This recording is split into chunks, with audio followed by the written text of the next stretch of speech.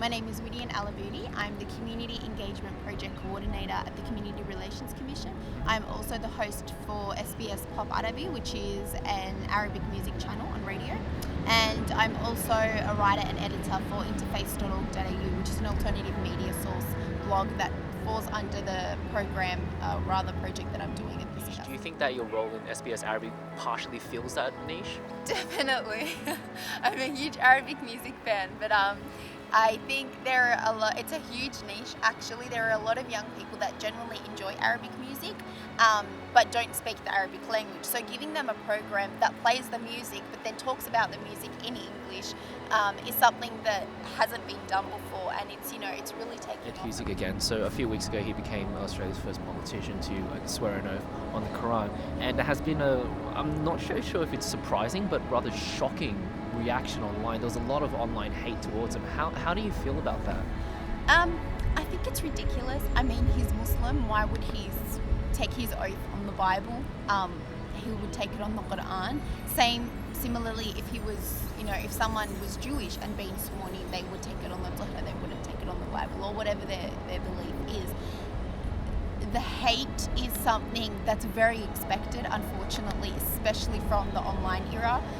It's very, very common. It's nothing surprising or shocking to me. I find that a lot of those people, and I read one of the comments was, "This is only the start of Sharia in Australia." Ridiculous comments like that.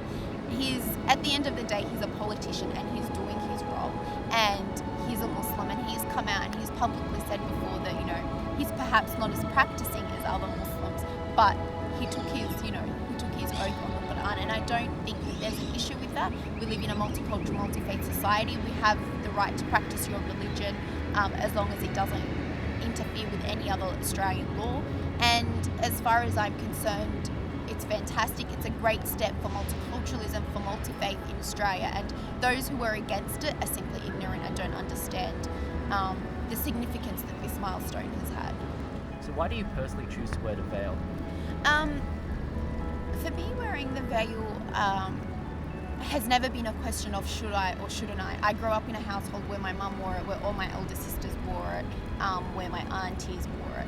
So for me, it was something that was automatically assumed that I would wear it. When I did start wearing it, it was ironically 2 weeks before 9/11, and at that time it was still kind of an on and off process. So I'd wear it to school, but during photo day I'll take it off, and it was more experimenting, and I knew that eventually I'd have to take the step. But I found, rather than just wear it ignorantly without knowing its significance, without knowing what it means and its responsibilities, I studied about it more, I learnt about it more.